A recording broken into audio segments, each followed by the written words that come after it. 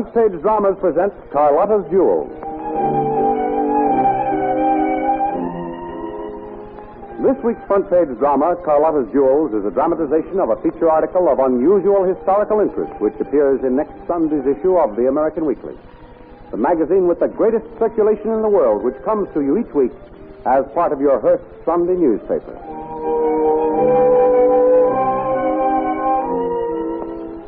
Lying in 30 fathoms of storm-tossed, turbulent waters off Cape Hatteras, North Carolina, rests the hulk of the ill-fated liner Merida. Locked securely in the hold are $6 million worth of precious jewels, the crown jewels of Maximilian I, Emperor of Mexico. It is this huge fortune that has attracted treasure hunters to try and salvage the sunken liner. No fewer than 7 expeditions have tried to recover the treasure, but the fierce, angry waves of the Atlantic, stirred to fury by the hurricanes that sweep Cape Hatteras, have defied all attempts to lift the precious jewels. But there are those who will refute the statement that it is the weather that causes the failures to recover so rich a prize. The jewels are cursed, say these prophets of doom. The answer isn't in the barometer, it's in the history books. So it is our purpose to examine this statement and see just what there is to this so-called curse. Let us turn back the pages of history 300 years to a spring night where a merchant ship is lying at anchor off the coast of Burma. In her main cabin, Count Hermann Habsburg of the Austrian royal family is studying a map with several members of his expedition. There is not the slightest doubt about it, gentlemen. That is the Temple of Rama. In that temple lies the most fabulous treasure ever known to man. Rubies, diamonds, emeralds, and the finest examples of exquisite gold ornaments and plate. And it is ours for the taking. It is incredible, Your Highness. A fortune in precious jewels and gold lying there unguarded, ready to be snatched up and carried away by the first bold adventurer to enter the temple. Aye, gentlemen, and there's the rub. The first adventurer bold enough to enter the temple and face the high priest. But, gentlemen, would you ever leave with your precious booty? And who is there to stop us? The high priest you speak of? Bah! Bind and gag him. Or run him through with the keen blade of a sword. So you say, gentlemen. And I am a seafaring man. I've sailed through this mysterious land of the East. I've seen proof that these high priests are endowed with powers that rise above mere mortal man. A curse called down upon you by a high priest is known to strike as swiftly and deadly as the sting of the cobra. You sailors, Captain, have the superstition of a fishwife. There's nothing between myself and the precious loot I seek but the mad utterances of an old man. I'll take the camp flat. Aye, that sticks to me, Your Highness. What say you, gentlemen? Aye. Well, then, good. Then tonight's tonight, then. We will do it tonight, and success or failure will be done with. You chartered my vessel, gentlemen, with myself and my crew as sailors, not privateers or pirates. We will strike out the longboat, lower it away, row you ashore and back again. But as for the seizure of the jewels, we want none of it. That is good. We ask no more. For with this statement, you hereby forfeit any right to a share of the spoil. Gladly. And it be further understood that my men will not touch any of the loot in loading or unloading. Very well. We can easily handle our own cargo, Captain. Captain, what makes you so fearful of any hand in this enterprise, even to the touching of the treasure? You have and will continue to scoff at my warning. But I've heard it told. He who is not of the faith that looks upon the altar of the temple of Rama shall be cursed forever. And that he who disturbs or defiles the ornaments of the altar of the temple of Rama shall be cursed. And the curse shall descend upon all those of his blood forever. Very interesting, Captain. But as I have said, mere superstition. But gentlemen, to the business at hand. Here now is the plan of the temple.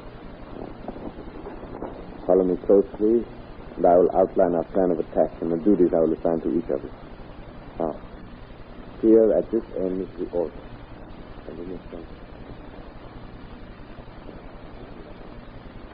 Yes, take inside the temple. Every man to his post. Look at those jewels upon the goddess in the center. See how they shone and glitter even in the pale light of the altar lamp. I'll attend to those. Silver. Yeah. You seize the gold plate. Yeah. Otto. Yeah. You take the guard on one side. Franz. Sure. You the one on the other. Ready now.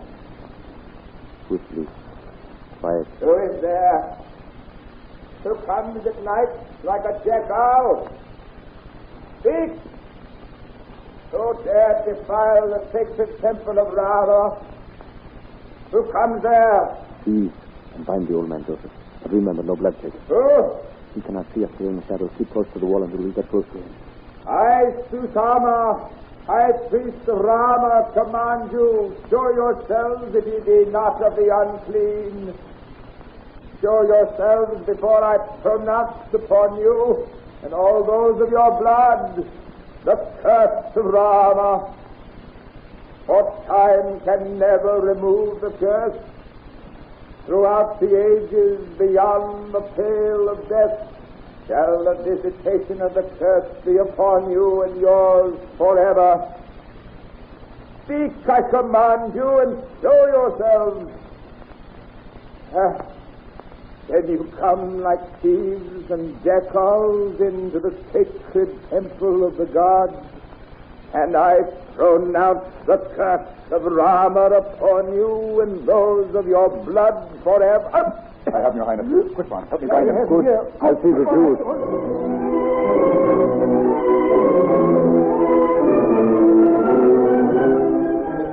And so Count Hermann Habsburg and his aides stripped the temple of Rama of its precious jewels and plates. They loaded the merchantman and set sail for home.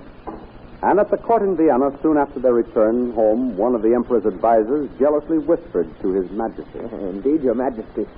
It is a most serious matter and commands your immediate attention. Count Hermann, with the stolen loot, becomes the richest man in all Europe.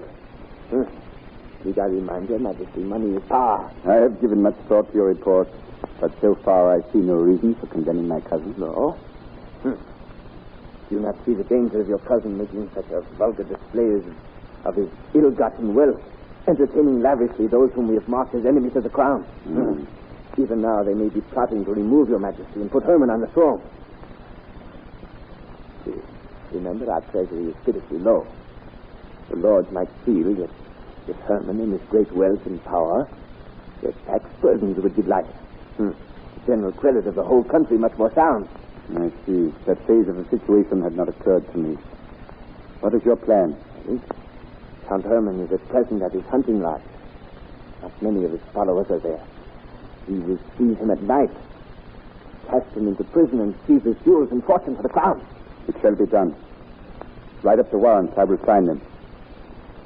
And so it appears the curse began to work, for Count Hermann was seized, thrown into prison, and the perfidy of his royal cousin, plus the thought of the curse of the high priest of Rama, began to prey upon his mind, and he died a raving maniac.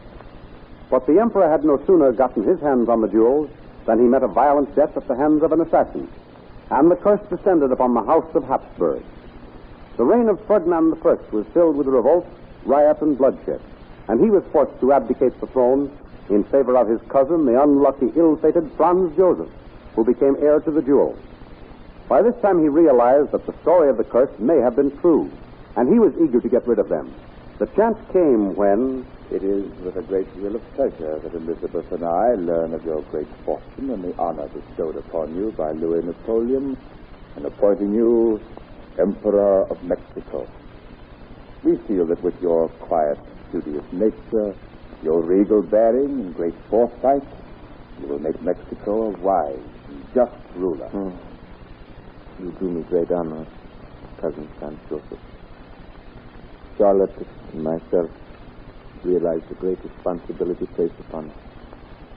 And we will do our best to live up to the great trust placed in us by yourself, Louis Napoleon of France, and Her Majesty Queen Victoria.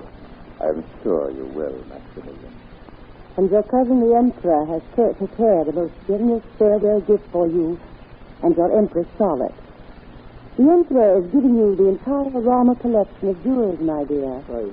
The most valuable collection of Oriental jewels in the world. Are those the jewels that are spoken of as bearing a curse, dear cousin? I believe there was some strange story circulated about them because of their association with one of our early ancestors. But that, my dear, is utterly ridiculous. Mere present superstition. Your cousin the Emperor and myself have possessed them, yes, and worn them on 3 occasions. Nothing has happened to us. Her Majesty the Empress, like myself, disregards such silly stories. You are right, dear cousin. I, too, ridicule such foolish superstitions. Your very generous gift, dear cousin, is not welcome, I assure you. And you cannot find words to show our appreciation. We shall cherish the gift always. My couriers and special guards have carried them to Mexico for you, dear cousin. And so the great Rama collection went off with Maximilian and his Empress Charlotte, or as the Mexicans called her, Carlotta. How they tried for 3 unhappy years to rule Mexico, a country that didn't want them. How he was betrayed by Louis Napoleon and was finally captured and shot to death form one of the most pitiful chapters in history. But back in Europe, Franz Joseph, who thought by giving the jewels away he would escape the curse, finds he was mistaken. Come, tell us, have you any news of His Highness the Count Prince Rudolph? Did you go to his hunting lodge at Castle Meyerling, as we instructed? I did, Your Majesty. And he was there? Yes, Your Majesty. And she, the commoner, Marie Vetsara, was there with him? He was, Your Majesty. You see, I was right. He is a fighter, broken his promise. Shall be punished severely. Go back and order his immediate return to Vienna. I'm afraid it is too late, Your Majesty. You mean they have been married? No, Your Majesty. I am a bearer of the most tragic news. His Royal Highness, Crown Prince Rudolph, and Countess Marie Vetsara are both dead. Shot to death, Your Majesty.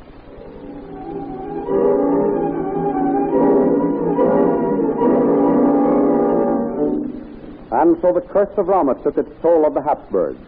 9 years later, in Geneva, Switzerland, the Emperor Franz Joseph and the Empress Elizabeth are riding in an open carriage in a state procession. I cannot see why such extraordinary precautions were taken on this visit. For the crowds are very friendly. We're enjoying greater ovations here than we are afforded in parts of our own empire. The authorities have to exercise extreme care, my dear. There has been a great deal of anarchy spreading throughout Europe. In some places, yes.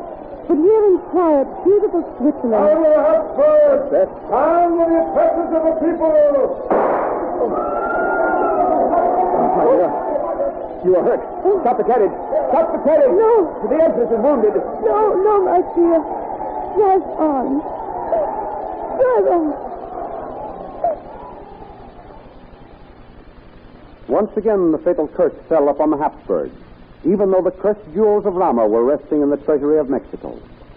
In that country, revolution and bloodshed were brewing, and in 1911, President Porfirio Diaz fled with the jewels aboard the steamship Merida, especially chartered for the occasion.